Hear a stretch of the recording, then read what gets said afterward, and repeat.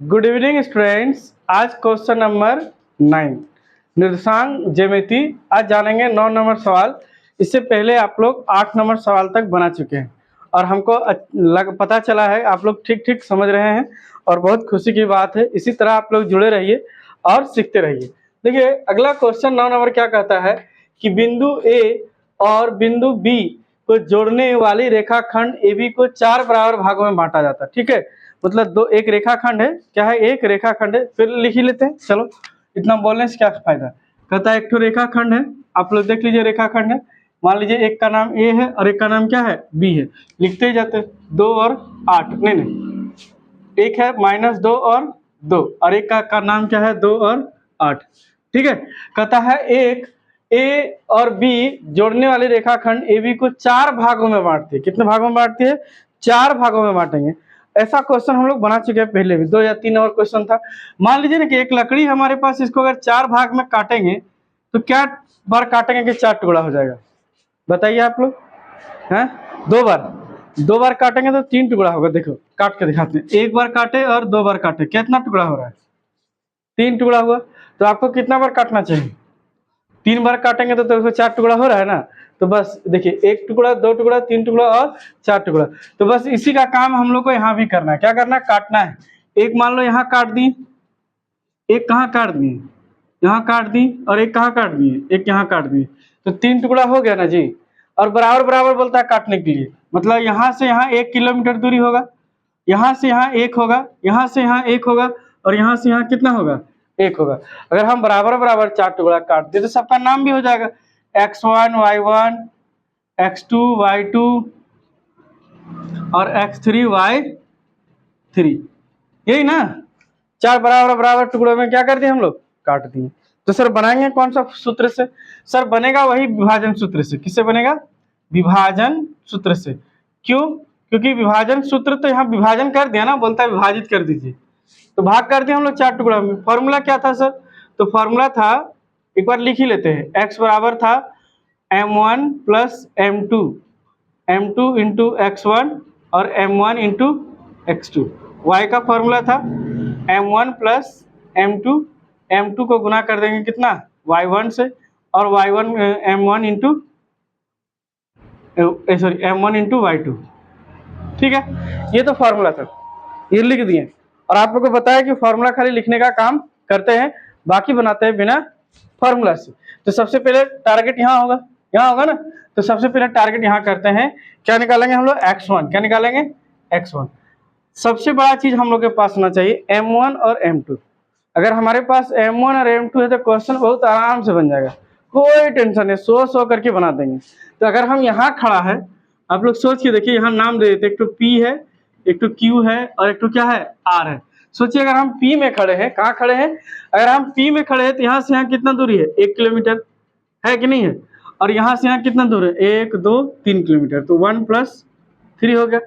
तो y भी निकलेगा तो इसी तरह निकलेगा। यहाँ पे अगर खड़े हैं तो यहाँ से यहाँ 1 किलोमीटर, और यहाँ से कितना? 1 2 3 किलोमीटर। हो गया कि नहीं हो गया? m1 m2 पता है तो बाकी सब बन गया।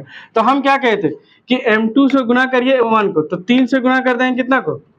x वाले को 3 दूना, और 1 से गुना कर देंगे कितना? 2 को, प्लस 1 इंटू यहाँ कितना? देखो x का वैल्यू 2 है, तो 3 दूना -6 और 2 एकम 2/4।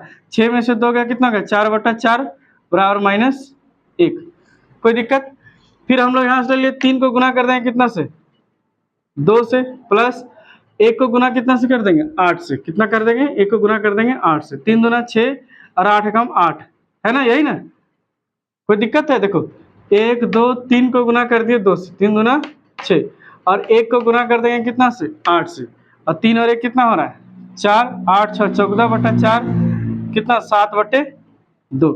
एक आंसर लिख ही लेते हैं, x1 और y1 का जो आंसर आया हम लोग के पास -1 और 7/2। क्लियर हो गया?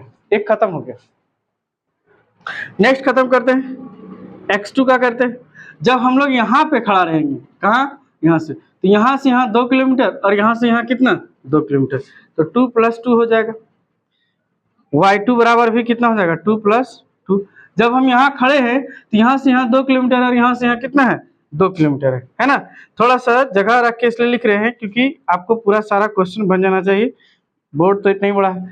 तो क्या करेंगे अब, फिर वही काम करेंगे, 2 से गुना करेंगे कितना, -2 से, और ये 2 से गुना करेंगे कितना, 2 से।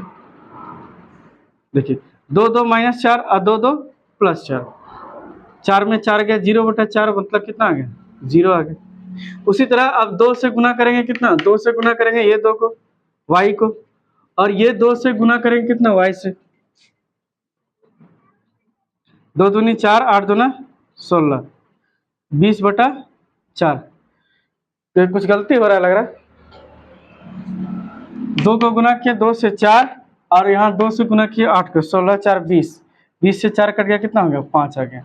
तो देखिए x2 और y2 जो है आ गया कितना, 0 और 5। यहाँ तक लाइट आ रहा है, यहाँ तक क्वेश्चन बन रहा है। यहाँ तक चलिए यहाँ बनाते हैं, वहाँ जगह नहीं होगा। x3 निकालेंगे और क्या निकालेंगे, y3 निकालेंगे। तो x3 कहाँ है, तो यहाँ आ गए हम लोग, r में आ गए। और जब हम लोग यहाँ खड़े हैं तो यहाँ से देखो 1 2 3 किलोमीटर है, इसका मतलब है m1 कितना है, 3, और m2 कितना है, 1। सेम टू सेम यहाँ भी होगा, 3 + 1 होगा कि नहीं होगा। हम लोग जब यहाँ खड़े हैं तो 1 2 3 किलोमीटर, और यहाँ कितना, 1 किलोमीटर। तो क्या करेंगे, 1 से गुना करेंगे 2 को, 1 से गुना करेंगे -2 को, और 1 2 3 को गुना करेंगे कितना, 2 से। तो देखो -2 हो जाएगा, 3 दूना +6/4, 6 में से 2 गया, कितना बच गया, 4/4 बराबर 1 आ गया। ठीक, उसी तरह से अभी यहाँ खड़े हैं, यहाँ हो गया 3, और यहाँ कितना हो गया, 1, 1 को गुना करेंगे कितना से, 2 से, क्योंकि y का वैल्यू कितना है, 2। 1 2 3 को गुना करेंगे कितना, 8 से, तो 2 का 2 और 8 दिया 24/4, 28/4 कितना हो गया, 7।